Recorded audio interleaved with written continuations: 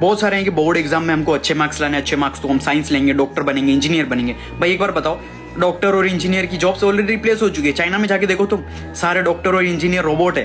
तो तुम सोच लो क्यों पढ़ रहे हो फिर तुम, समझ रहे हो ना? तुम्हें इतनी मेहनत करने की जरूरत नहीं है। एआई ऑलरेडी तुमसे 10 गुना ज्यादा इंटेलिजेंट है, तो वो सारी काम बहुत ज्यादा इजीली कर सकता है। तो समझो तुम इस दिमाग को तुम्हें क्रिटिकल थिंकिंग में लगाना पड़ेगा, यानी कि तुम्हें एआई के बारे में सीखने पर दिमाग लगाना पड़ेगा कि एआई को कैसे तुम यूज कर सकते हो।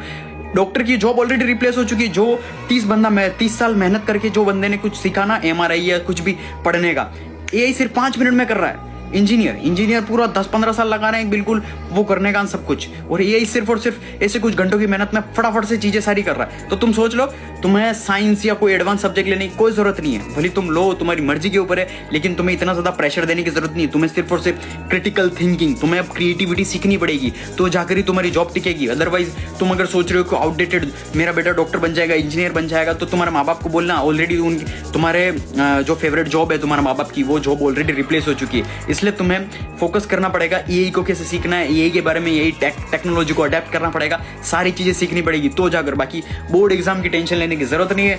इस समय का सबसे इजीएस्ट तरीका है कि तुम आराम से रिलैक्स होकर दो, क्योंकि तुम पे कोई प्रेशर ही नहीं है। आर्टिफिशियल इंटेलिजेंस के बारे में सीखो और just relax, simple as that यार। रिलैक्स रह के बोर्ड एग्जाम दो, टेंशन लेने की जरूरत नहीं।